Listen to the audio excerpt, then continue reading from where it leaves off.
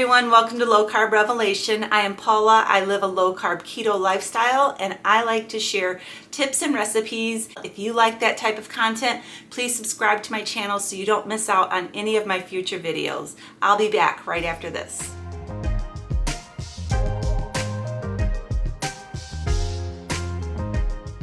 Hi everyone, welcome back. Today I'm going to be making Instant Pot English pot roast. I have here a very large English roast.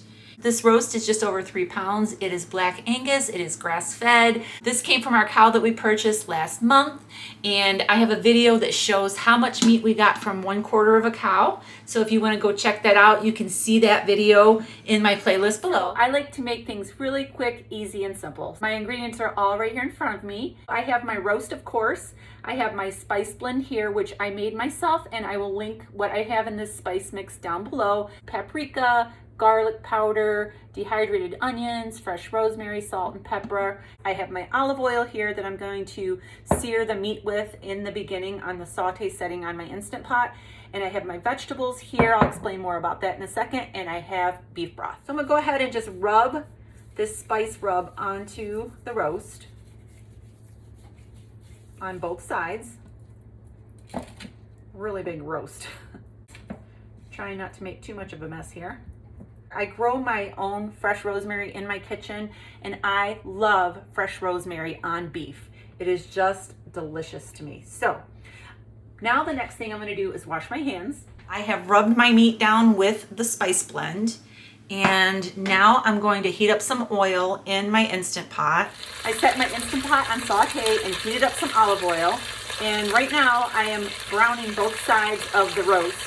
So this is the first side, and I'm going to do that for about 2 to 3 minutes, and then I'm going to flip the roast over and do it for another 2 to 3 minutes. I have flipped the roast over, and I'm allowing it to sear for about 2 to 3 minutes, and then I'm going to turn off the saute function on the Instant Pot.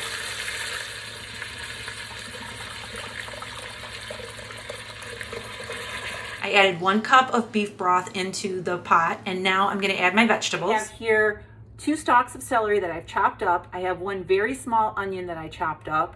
I have about a 1/2 cup of mushrooms that I have chopped here, and they are fresh. And then this might be something that you've never seen added to a pot roast before, and this is something that I have never had in a pot roast before. However, we are no longer eating potatoes. I have read from several people that cooked radishes are a good substitute for cooked potatoes. So I'm going to go ahead and throw all of these vegetables into the pot, and I'm going to cook them, and I will let you know how the radishes turn out when it is all done. So I'm just going to dump everything on top. So I've added the vegetables to the pot. I am going to seal it up.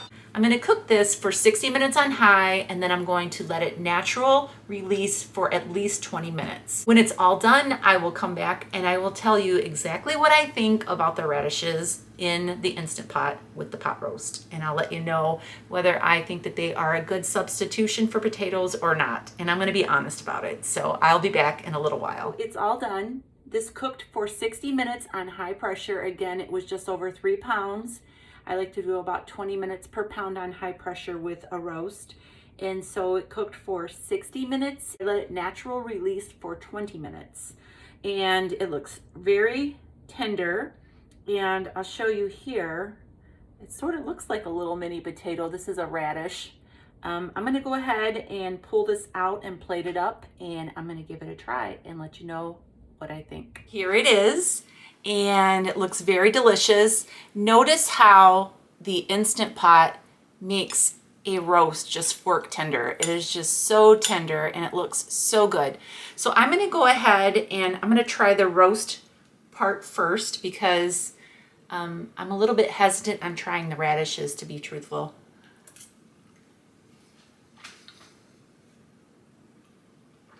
This is very good. That roast is delicious. I can taste the garlic and the rosemary. It's so good. I'm going to go ahead and try one of these radishes now. It sort of looks like one of those little mini red potatoes, but I'm going to go ahead and give it a try.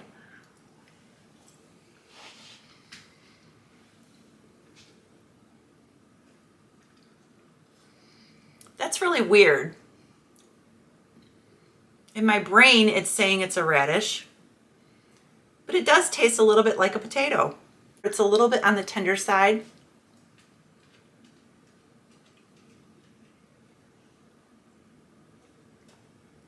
The texture is a little bit softer than a potato should be with a roast, but it's not bad.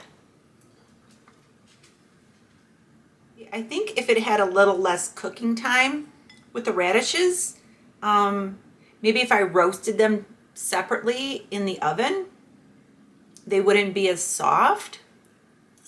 But it's really strange to me that that's a radish. I wouldn't say completely tastes like a potato, but it does have a resemblance. So with that said, I'm going to go and finish this roast, and I will see you next time in my next video. Have a great day.